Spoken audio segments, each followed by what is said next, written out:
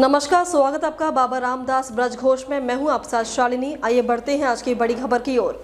दोस्तों, 18 मार्च को भारत सरकार ने एक बड़ा कदम उठाया। आईटी एक्ट की धारा 69(a) के तहत कई सोशल मीडिया अकाउंट को भारत में ब्लॉक कर दिया गया है।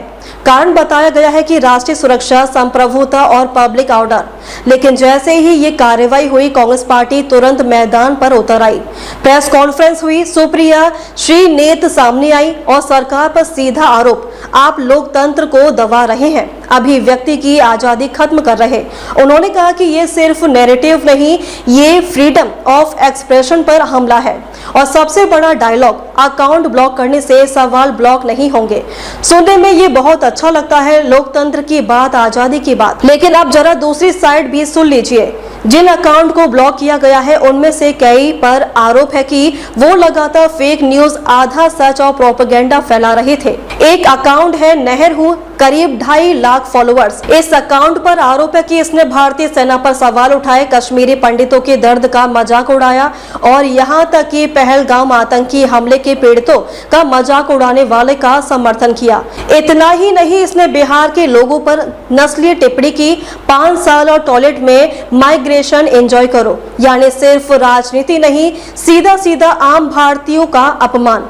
अब दूसरा नाम, डॉक्टर नीमो यादव 2.0। इन पर आरोप है कि इन्होंने बिना सबूत के केंद्रीय मंत्रियों को आतंकियों से जोड़ दिया, भारतीय सेना का मजाक उड़ाया और भारत की विदेश नीति को गलत तरीके से पेश किया।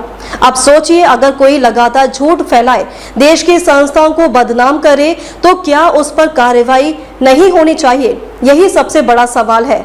और मजे की बात सुनिए, कांग्रेस कह रही है कि ये लोग हमारे नहीं हैं, हम बस उनके साथ खड़े हैं।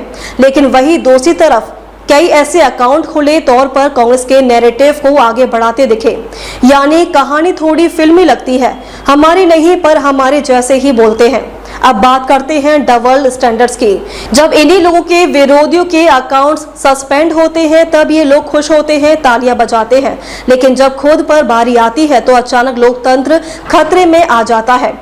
यही असली खेल है। देखिए, फ्रीडम ऑफ एक्सप्रेशन बहुत जरूरी है, लेकिन फ्रीडम का मतलब ये नहीं कि आप फेक न्यूज फैलाएं, देश को बदनाम करें या समाज में जहर घोलें। और अगर सरकार ने गलत किया है, तो भारत में कोर्ट है, संविधान है, आप वहां जा सकते हैं। लेकिन बिना पूरी सच्चाई बताए सिर्फ सेंसरशिप का नैरेटिव चलाना, ये भी राजनीति ही है। अंत में बस एक सवाल, क्या ये लड़ाई सच में अभिव्यक्ति की आजादी की है या फिर ये सिर्फ नैरेटिव की लड़ाई है? अब तक के लिए बस इतना ही। फिर होगी आपसे मुलाकात, तब तक के लिए नमस्कार और देखते रहिए बाबा रामदास ब्रज घोष।